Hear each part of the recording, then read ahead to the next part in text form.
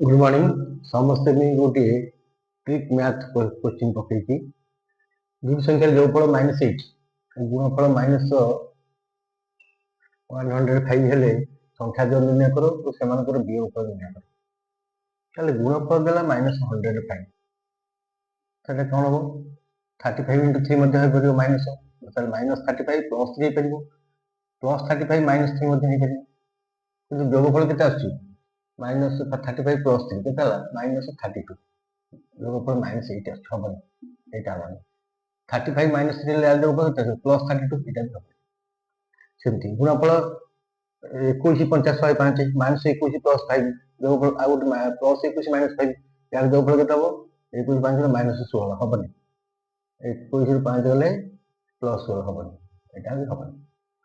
105 15 7 105 minus रहिला गोटे -15 गोटे +7 जेहेतु गुणफल माइनस अछि गोटे संख्या प्लस गोटे माइनस गोटे प्लस को माइनस गुणले प्लस को प्लस गुणले प्लस माइनस को माइनस गुणले प्लस किंतु गोटे प्लस गोटे माइनस गुणले माइनस तो संख्या दुटा जेहेतु गुणफल माइनस अछि संख्या दुटा को गोटे प्लस हो गोटे माइनस हो जोगफल माइनस अछि बड़टा माइनस हो तो -15 + 7 केते जोगफल आसीबो -8 आसीला आ 15 7 105 -105 तो एटा ठीक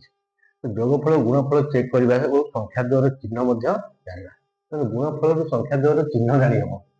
जोगफल रो बड़ कोठा हम सान कोठा मध्य